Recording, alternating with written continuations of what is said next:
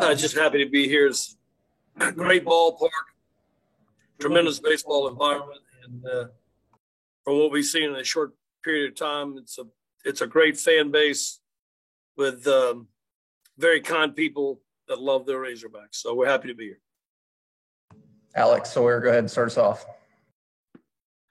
Yeah, Coach, we talked about this after Friday's game in Ruston, but Reed Johnson has been really consistent for you guys, both from a result standpoint, but also pitching deep into ball games, kind of setting the tone for the weekend and also kind of allowing you to conserve the bullpen and have that available. Just how important has that been for you guys all season? And then especially, heading into a series with a really good Arkansas team, how important will that be, assuming he goes tomorrow night? Yeah, he's going tomorrow night, but it's just, he's been doing that for a long time. And very steady, non-emotional pitcher who competes very well. You might not see it outwardly as much sometimes, but great competitive spirit. And he probably has the makeup of most of our guys on his team. Matt Jones, go ahead. I think by my count, you and Dave Van Horn have coached about 3,500 games between the two of you, but you've never coached against each other. What do you know about him? Have your paths ever crossed in recruiting or USA Baseball, anywhere like that? Yeah, great coach. I've been a part of USA Baseball for a long time, including coaching the national team this year. Matter of fact, Robert Morris is coming with our team this year, and but had a great career, and we've both been around a long time, and looking forward to coaching against. Andrew Schnicker, go ahead. Elliot, obviously, Arkansas has probably one of the pitcher this year who's probably put up one of the best performances in the history of college baseball, in Kevin Kopps. What have you guys looked at with him, and what are going to be kind of some of the unique challenges of facing a guy like that who comes out of the bullpen but really is capable of pitching any part of the game for them? Well, yeah, it's kind of gotten so much publicity lately, what he has done for this team all year. But as we get to the postseason, it becomes more recognizable and gets more attention. And what he's done has been unbelievably amazing. But you can't look at a ball club you're going to play in the postseason and look at one player. They got a great ball club.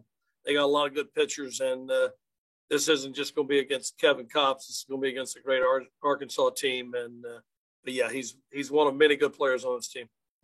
Tom, go ahead. For those of us who don't cover you on a regular basis, Coach, what has been what keyed your turnaround, and why are y'all hot right now? I don't know if there was a turnaround, to be honest with you. We got off to a rough start. We understand that. But, like the SEC, we have a good league. Everybody's good. And we started conference play probably before we were ready to start conference play. Georgia Tech came in extremely hot and played a great weekend.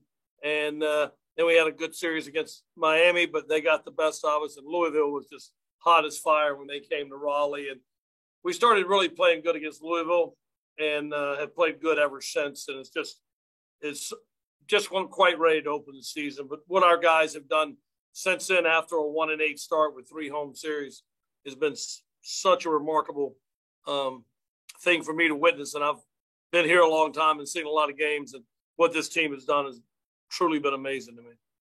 Coach, Arkansas is hitting 269, not just tearing it up, but what do you make of their lineup?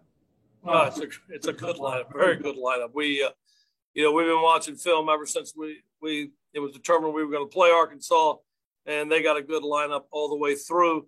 A lot of power, a lot of home runs, and different guys, just like our team can do it on different days. Jared, go ahead.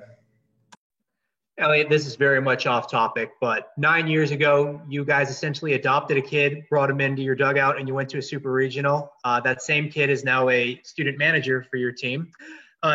If you can kind of just go through the relationship that you've built with Harrison McKinnon and just what he has meant to y'all, because it's clearly a bond that runs very deep between you and his family. Yeah, a very special relationship, not only with Harrison, but his whole family. He overcame unbelievable odds. He wasn't going to make it, as you said. Years ago, about Christmas time, I started my relationship with him, and it's just been a remarkable turnaround. And now he's in college going to NC State and one of the managers on our club, and it's just very, very rewarding to see where he is in his life right now and what he has overcome. Did you ever know that it would come full circle like that? Excuse me? Did you ever think that it would come full circle like that, where he was in the dugout as a kid and he'd be coming back your way? No, I don't think you never envisioned those things, but it's really great to see. Bob, go ahead. Hey, Coach, how you doing? You got a ball player, Terrell Tatum, on your team, whose dad played football here at Arkansas. Just wondering, it looked like he had a pretty good regional at Ruston. What kind of season has he had for you, and just what do you think of him as a player? Well, since he's standing right in front of me, I'm going to have to tell you a bunch of great things about Terrell Tatum, but you're going to be talking to him next. And he not only had a great regional, he had a great year for us. Tremendous person with an unbelievable amount of ability. When you're a scout and you see players like Terrell Tatum, it's kind of eye-popping tools, and he can do it all. But it's more about getting to know Terrell and his character and his makeup and how he's pushed himself this season to become one of the top players in the country. Clara, go ahead. Yeah, hey, Coach. I'm sure you've seen and heard what it's like to play in Baum. Have you ever played in a stadium like that, and how do you prepare the team for that type of crowd? I don't think you ever prepare anything like that, and as hard as you could try to prepare, you can't really do it. So it comes down to the players. Our players have overcome a lot of things, playing in front of no people, I think, is the hardest thing for a baseball player to do. And we went through that with the COVID, last year at the end and the beginning of this season. So playing in front of no fans is the hardest thing to do. But all players want to play in front of crowds. And you'd rather have them pulling for you than against you, but you still want the crowd there. So I think it's going to be something they're going to look forward to. And sure, there'll be some jitters early, but you got to settle into the game. And that's why the maturity of our team and the leadership of our team will hopefully take over there. Hutch, go ahead. I'm good. Everything I had has been asked. Anybody else for Coach? I got one. Okay, Bob, go ahead. Okay. Hey, Coach, sorry. Hey, Casey Opitz, Arkansas's catcher, he's known for being a really good defender, good arm.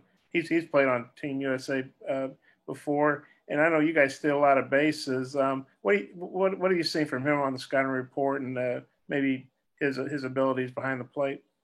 Tremendous catcher. He epitomizes the word catcher, and he's really good. Certainly one of the best defensive catchers in the country, and that's always a plus when you got a complete ball club like Arkansas. You're never going to be successful without somebody behind the plate that does his job, and he more than does his job back there. So he's just another one of the components that make Arkansas not only one of the best teams in the country, but a lot of people consider them the best team in the country. Thank you. All right, we'll go ahead and end it there with Coach. Coach, thank you. Thank you.